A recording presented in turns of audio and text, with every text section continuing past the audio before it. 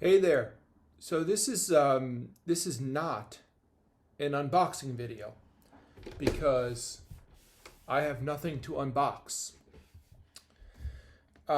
This is a speaker cabinet. It is a prototype speaker cabinet by my good friend Mike Menditto. So I'm just going to be showing this cabinet because it's awesome and because I just got it. And so instead of doing an unboxing video, we're going to do a not an unboxing video. So check this thing out. This is, and I have notes because that's what professionals do. And these are notes directly from the maker, Mr. Menditto. And I will say that these things, this is a prototype, and so this is not necessarily a production copy, but they'll look a lot like this. This one is made of solid select pine. The wood is, you can probably see, caramelized. I'll turn it so you can see it. It's caramelized. These are literally the notes from Mike, who built it with his team, let's say. So I can't wait till these things are out for sale. And I'm going to play these a lot on my various channels, but you're probably going to hear this a lot on this channel coming up. So it's caramelized because, as he says, wood is made of cellulose, and cellulose is a type of sugar. So this is caramelized. He is making these cabinets, so there's going to be a lot more of them for sale. I would say look on them, look for them. Actually, he doesn't have a website set up yet. As soon as it's set up, I'll put it in the show notes, and maybe this video will inspire him to make a website right away. And I think it'd probably be wise if he set up a Reverb shop to sell them as well. So the speaker, so check this out.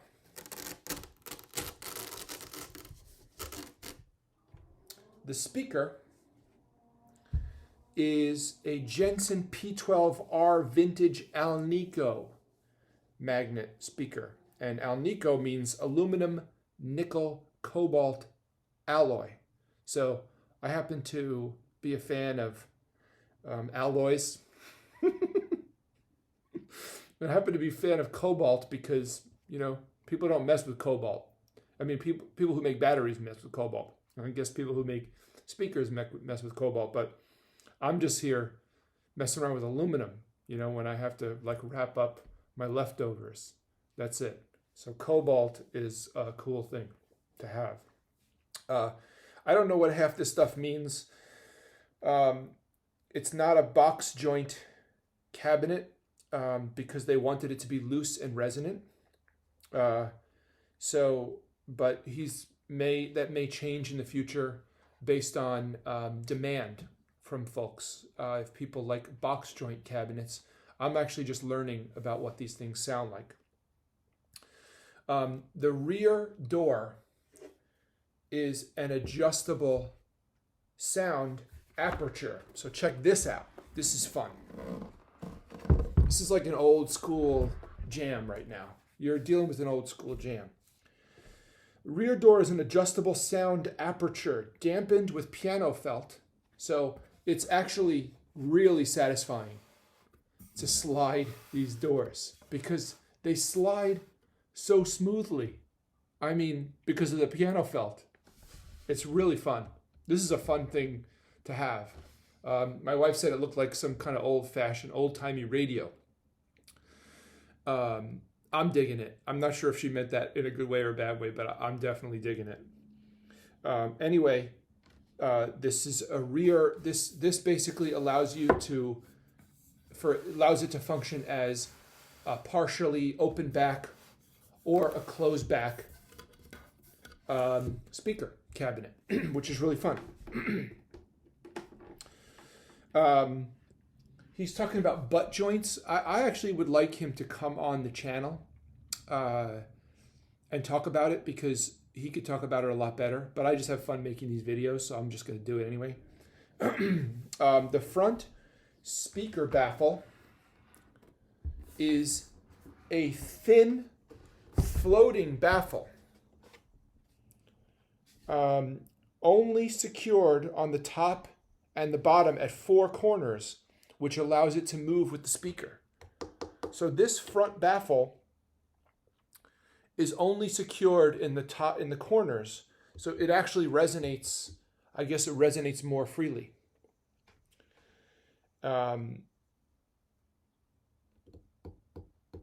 Okay, and then this was sort of modeled after certain old Fender and or Marshall amps. So he says old Fender amps were solid pine with a thin floating baffle, and usually Jensen alnico speakers, but they were usually closed back. So this gives you the choice, open back or closed back. This is once again a Jensen P12 R vintage alnico magnet. So I'm just going to read also because I said, Mike, you sent me this awesome friggin' thing, but so I want to do a video about it. So send me everything you can tell me about it. And I literally got like a text message that was like, if I printed it up, it looks like, this is the Rite Aid receipt of text messages. Okay. So in the Marshall era is when cabinet design changed drastically, trying to throw as much volume out the front as possible. So they would make those cabinets out of plywood or particle board, but they had a very thick fixed baffle, because they were making so many holes for 4 speakers that the floating baffle effect was not necessary. So if you have the more speakers, I guess the more speakers you have, the less necessary it is to have a floating baffle. This cabinet is never truly sealed, so it allows it to function as both open back and closed back, with some variation, because like you see here, you could potentially get it, have a more nuanced sound by, adjusting it like this. I'm not sure how much of a difference. We're going to find out how much of a difference it makes, whether it's open right or left, whether it's open in the center. My gut says this is probably functions as fully opened. For this particular cabinet, it's never going to be fully open because these are not removable. But you can have them opened and closed to a certain degree, and achieve some level of sonic difference there. So I think maybe I will. It'll certainly affect the room sound more than it would affect probably a microphone that is like right up against the cone. One would think. Although, you know what? Actually, I'm saying that, but that's actually not necessarily true, because the speaker is going to vibrate. I would just venture a guess to say that at the very least, the speaker's ability to vibrate is affected somewhat by whether this is open or closed and whether there's airflow. That's my suspicion is that's true. Okay. So variation in terms of closing and opening this back gives you an omnidirectional effect, even when it's closed, because the sound radiates out of the pine, but the effect is profound when you open the cabinet doors equally on both sides in the back and place it within a couple of feet of the wall.